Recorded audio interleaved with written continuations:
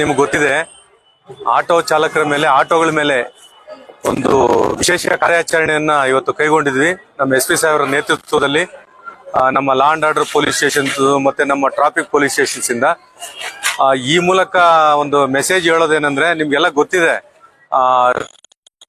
ಜನರಿಗೆ ಎಷ್ಟು ತೊಂದರೆ ಆಗ್ತಾ ಇದೆ ಅದರ್ ಮೋಟರ್ ವೆಹಿಕಲ್ಸ್ ಅವ್ರಿಗೆ ಅಂತ. ಅದಕ್ಕಾಗಿ ಎಲ್ಲಂದ್ರಲ್ಲೆಲ್ಲ ಆಟೋಸ್ ನಿಲ್ಲಿಸ್ತಾ ಇದ್ರಿ, ನೋ ಪಾರ್ಕಿಂಗ್ ಕಡೆ ಎಲ್ಲ ಆಟೋ ನಿಲ್ಲಿಸ್ತಾ ಇದ್ರಿ, ಸರ್ಕಲ್ಗಳಲ್ಲಿ ನಿಲ್ಲಿಸ್ತಾ ಇದ್ರಿ, ಮತ್ತೆ ನೀವು ಎಲ್ಲ ಇಷ್ಟ ಬಂದಿದ್ದ ಕಡೆ ಪಿಕ್ ಮಾಡ್ತಾ ಇದ್ರಿ, ಇಷ್ಟ ಬಂದಿದ್ದ ಕಡೆ ಡ್ರಾಪ್ ಮಾಡ್ತಾ ಇದ್ರಿ. ಅದಕ್ಕಾಗಿ ಇವತ್ತು ಸುಮಾರು 75ರಿಂದ 80 ಆಟೋಗಳನ್ನ ಇವತ್ತೆಲ್ಲ ಸೀಸ್ ಮಾಡಿದೀವಿ. ಸೀಸ್ ಮಾಡಿ ಈ ಮೂಲಕ ತಮಗೆ ಮೆಸೇಜ್ ಕೊಡೋದೇನಂದ್ರೆ, ಇನ್ನು ನಾಳೆಯಿಂದ ಎಲ್ಲ ಕೋರ್ಟ್ಗೆ ನಾವು ಕಳಿಸ್ಕೊಡ್ತೀವಿ.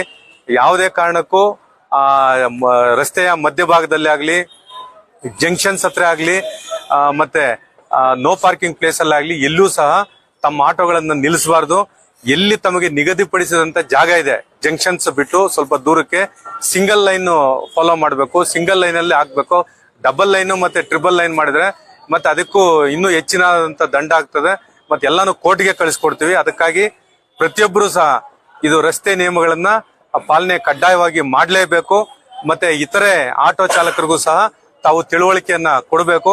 ಕೊಡೋ ಮುಖಾಂತರ ನಮ್ಮ ಸಂಚಾರ ಸುಗಮ ರೀತಿಯಲ್ಲಿ ನಡ್ಕೊಳ್ಳೋದಕ್ಕೆ ಎಲ್ಲರೂ ಸಹ ಸಹಕಾರ ಕೊಡಬೇಕು ಅಂತ ಈ ಮೂಲಕ ತಮಗೆ ಹೇಳ್ತಾ ಇದೀವಿ. ಇದನ್ನ ಕಡಾಖಂಡಿತವಾಗಿ ಪಾಲನೆ ಮಾಡಲೇಬೇಕು.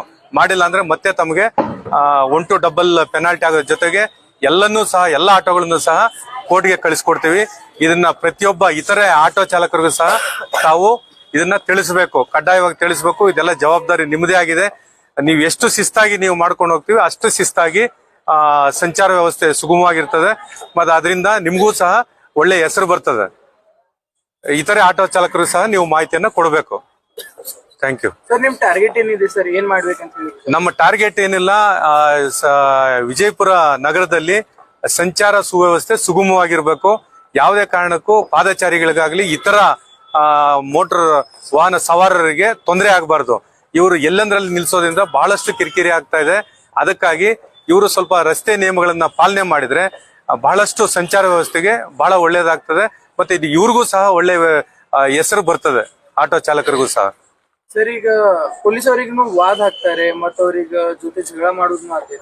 ಅದ್ರ ಬಗ್ಗೆ ನಿಮ್ಮ ಏನ್ ಆಕ್ಷನ್ ಇರ್ಬೋದು? ಜಗಳ ಮಾಡಿದ್ರೆ ನಮ್ಗೆಲ್ಲ ಬಾಡಿ ಓನ್ ಕ್ಯಾಮ್ರಾಸ್ ಇದೆ, ಮತ್ತೆ ನಮ್ಮದೇ ಆದಂತ ಕ್ಯಾಮ್ರಾಸ್ ಇದಾವೆ. ಪ್ರತಿಯೊಂದು ಆಟೋ ಲಿಫ್ಟ್ ಮಾಡ್ಬೇಕಂದ್ರೂ ಕೂಡ, ತಗೋಬರ್ಬೇಕಂದ್ರೂ ಕೂಡ ನಾವು ವಿಡಿಯೋ ಮಾಡ್ಕೊಂತೀವಿ. ತಾವು ಏನೇ ಅಲಿಗೇಷನ್ ಮಾಡಿದ್ರು, ತಾವ್ ಏನಾದ್ರೂ ಆ ರೀತಿ ಜಗಳ ಮಾಡಿದ್ರೆ ಕಾನೂನುಬದ್ಧವಾಗಿ ಅವರ ವಿರುದ್ಧ ಕ್ರಮವನ್ನ ಜರುಗಿಸಲಾಗುವುದು.